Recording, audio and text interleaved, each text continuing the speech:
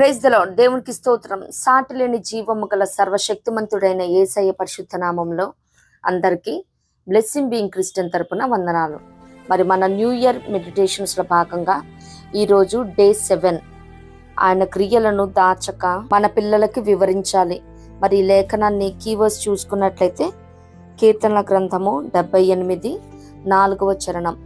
యెహోవా స్తోత్రార్హ క్రియలను, ఆయన బలమును, ఆయన చేసిన ఆశ్చర్య కార్యములను దాచకుండా వాటిని వారి పిల్లలకు మేము చెప్పేదము.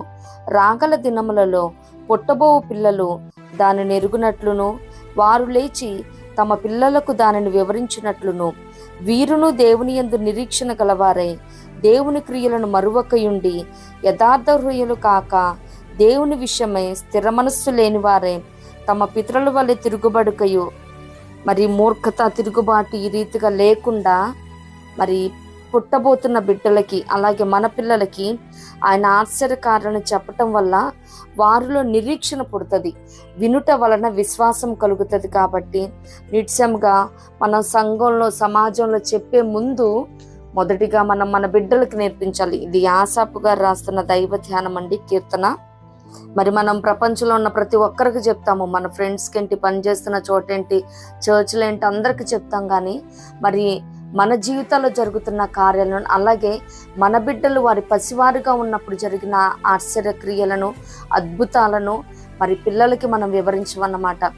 రీతిగా కాకుండా నిత్యముగా ప్రభు మన జీవితంలో జరిగించిన ప్రతి ఆశ్చర్య క్రియలను అలాగే అద్భుతాలను మనం మన పిల్లలకి వివరించాలి. దాని ద్వారా వారు ఆ పొజిషన్లో ఉన్నప్పుడు, ఆ పరిస్థితిని ఎదుర్కోవాల్సి వచ్చినప్పుడు, నిజమే మరి మా మమ్మీ విషయంలో, మా డాడీ విషయంలో ఈ రీతిగా ఉన్నప్పుడు దేవుడు అద్భుతాన్ని చేశాడు కదా, నా జీవితంలో కూడా జరిగిస్తాడు. నా అకాడమిక్స్ విషయం ఏంటి, మరి జాబ్ విషయం ఏంటి, మరి వారి హెల్త్ విషయం ఏంటి, ఏ విషయమైనా, మరి మ్యారిటల్ స్టేటస్ ఏంటి, మరి మన జీవితంలో జరిగిన అద్భుతాలను, అలాగే మనకు తెలిసిన వారి మా రక్త సంబంధాలు ఏంటి, బంధుమిత్రులు ఏంటి, చర్చ్లు ఏంటి, మరి మనకు తెలిసిన మన నెట్వర్క్లో ఉన్న సాక్ష్యాలను కూడా బిడ్డలకు వివరిస్తూ ఉన్నప్పుడు ఏంటంటే వారిలో గొప్ప నిరీక్షణ పుడుతుంది, విశ్వాసం పురికొల్పటానికి మరి ఇటువంటి సాక్ష్యాలు, దేవుని కార్యాలు వారిని బలపరుస్తాయి అన్నమాట. దేవునికి స్తోత్రం. మరి 71వ కీర్తనలో ఉంటుంది కదా, దేవ వచ్చుతరమునకు నీ బాహుబలమును గూర్చియు పుట్టబో వారికి అందరికీ నీ శౌర్యమును గూర్చియు నేను తెలియజెప్పినట్లు తలనెడిసి వృద్ధుడనే ఉండు వరకు నన్ను విడువకము. దేవునికి స్తోత్రం. మరి వచ్చుతరం అంటే మన తర్వాత నెక్స్ట్ జనరేషన్ అన్నమాట. అలాగే పుట్టబో పిల్లలకి ఆయన బాహుబలం గురించి చెప్పాలి. నిజంగా నీకు తెలుసా, ఇజ్రాయేలుకి దేవుడు తన బాహుబలం చేత వారిని నడిపించారు.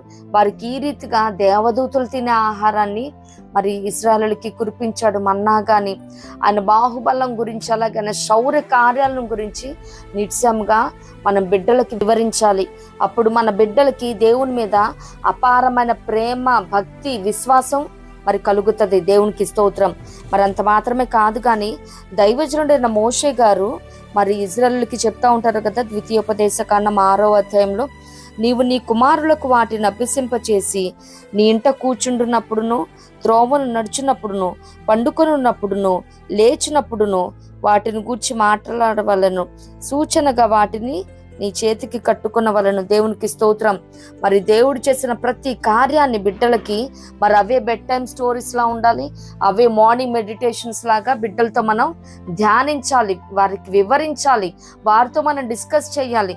మరి ఈ లోకపరమైనవి, ఆ స్పోర్ట్స్ మ్యాచ్లు ఇటువంటివి కాదు, కానీ ప్రపంచంలో జరుగుతున్నవి అనవసరమైన విషయాలు, ఆ వైరస్ ఈ వైరస్ అని వీటి గురించి కాదు, కానీ మనం ఇంట్లో డిస్కస్ చేయాల్సింది ఆయన చేసిన ఆ బాహుబలం వలన, ఆయన చేసిన శౌర్య కార్యాలను, దేవుడు మన జీవితంలో జరిగించిన అద్భుతాలను వీటిని వివరిస్తూ ఉన్నప్పుడు ఏంటంటే ఆయన సన్నిధిని మనం అనుభవిస్తున్నట్టుంటది. అలాగే మన పిల్లలకి కూడా మనం ఆ భక్తి బీజాన్ని ఇంపార్ట్ చేసినట్టు కూడా ఉంటుంది. వారు చిన్నప్పటి నుంచి ఇంకా దేవుని మీద ఆధారపడటం, ఆయన్నే ఆశ్రయంగా చేసుకోవటం, ఆయననే ఆరాధించటం, ఆయన సన్నిధానంలో వారు గడపటాన్ని కూడా ఇష్టపడుతూ ఉంటారనమాట. ఆయన సన్నిధి కూడా మన ఇంట మనం అనుభవించగలుగుతాం. దేవునికి స్తోత్రం. అంత మాత్రమే కాదు, మరి 116వ కీర్తన ఉంటుంది కదా, యెహోవా నాకు చేసిన ఉపకారములన్నిటికీ నేను ఆయనకేమి చెల్లించుదును, రక్షణ పాత్రను చేతపుచ్చుకొని యెహోవా నామమున ప్రార్థన చేసేదను, యెహోవాకు నా మొక్కుబడులు చెల్లించేదను, ఆయన ప్రజలందరి ఎదుటనే చెల్లించేదను. దేవునికి స్తోత్రం. ఆయన ప్రజల అందరి ఎదుట చెల్లించే ముందు మన ఇంటిలో ఆ సాక్ష్యాన్ని, దేవుడు చేసిన అద్భుతాలను మనం ధ్యానించినప్పుడు బిడ్డలు అవి వింటూ ఉంటారు. ఎందుకంటే మన పిల్లలు ఇప్పుడు చిన్నవారై ఉండొచ్చు, చిన్నపిల్లలు కదా, వాళ్ళకి ఏం అర్థమవుతుంది? దీని గురించి చెప్పినా కానీ వారు అండర్స్టాండ్ చేసుకునే, అవగాహన చేసుకునే వయస్సు కాదు, మనస్సు కాదు అనుకోవటానికి లేదండి. ఎందుకంటే ఈరోజు రేపు పిల్లలు చాలా షార్ప్గా ఉన్నారు, వైబ్రెంట్గా ఉన్నారు. లోకం వారికి ఏదేదో టీచ్ చేసేస్తూ ఉన్నది. మరి ఈరోజు రేపు ఈ ఆండ్రాయిడ్ ఫోన్స్ యూజ్ చేయటం మనకి రాదు, పిల్లలైతే చాలా మంచిగా ఆపరేట్ చేస్తూ ఉన్నారు. మరి లోకం ఆకర్షణతో మరి అది ఆకర్షించక ముందే, మరి నేర్పించకూడనివి అవి నేర్పించక ముందే, నేర్చుకోనకూడనివి వారు నేర్చుకోక ముందే, తెలుసుకోనికూడనివి వారు తెలుసుకోక ముందే నిశ్చయంగా ఆయన అద్భుతాలను, ఆశ్చర్యక్రియలను, ఆయన శౌర్యకార్యాలను, ఆయన బాహుబలం గురించి మరి నా జీవితంలో జరిగిన, మన కుటుంబస్తుల మధ్యలో జరిగిన, మరి మనకు తెలిసిన సాక్ష్యాలను, దేవుని శూర కార్యాలను వారికి వివరిస్తున్నప్పుడు ఏంటంటే వారిలో నిశ్చయముగా మంచి నమ్మకం, చిన్ననాటి నుండే గొప్ప నిరీక్షణ పెంపొందించడానికి మనం వారిలో ఇంపార్ట్ చేసిన వారం అవుతాం. మనం వారి జీవితాలలో ముద్రించేస్తున్నాం, ఇంప్రింట్ అయిపోతుంది అనమాట. నిజమే, పలానా టైంలో ఇలా చేశారు కదా, మరి మా అమ్మమ్మ టైంలో ఇలా జరిగిందంట, అప్పుడు దేవుడు ఈ అద్భుతాన్ని చేశారంట, నా జీవితంలో కూడా జరిగిస్తారని వారు మంచి ప్రాబ్లమ్ సాల్వింగ్ స్కిల్స్ వస్తాయి, వాళ్ళకి డెసిజన్ మేకింగ్ స్కిల్స్ వస్తాయి. దేవునికి స్తోత్రం. అలాగే వారు దేవుని మీద ఆధారపడి ఉంటారు కాబట్టి ప్రతి విషయంలో దేవుని పాదాల చెంత విచారణ చేసి వారు ముందుకెళ్తారు. ఆ రీతిగా బిడ్డలు మరి క్షేమాన్ని, కృపాక్షేమాలు వారు వెంట వస్తాయి అని సన్నిధానాన్ని చిన్నప్పటి నుంచే వారు అనుభవిస్తారు.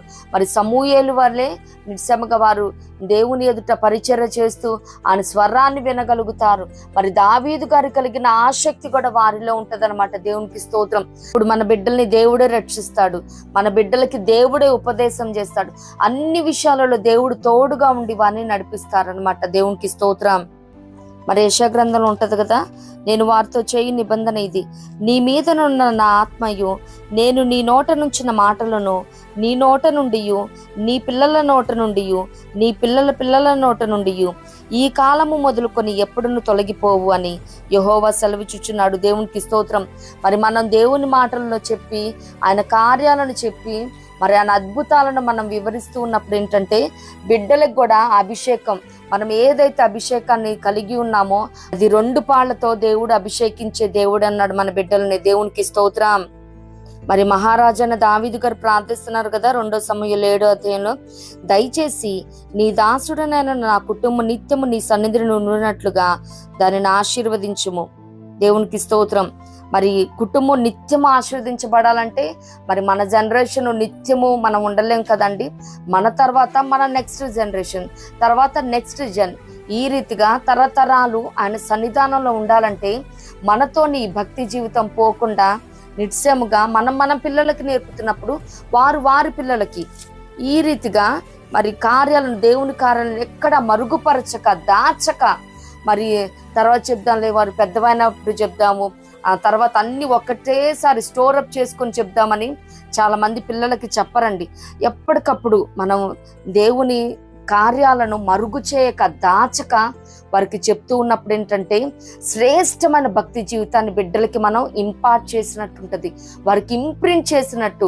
వారి మనస్సుల్లో నిజంగా చిన్న ప్రాయం నుంచే అపారమైన భక్తి, ప్రేమ, విశ్వాసం దేవుని మీద వారు కలిగి ఉంటానుకుంటది అనమాట.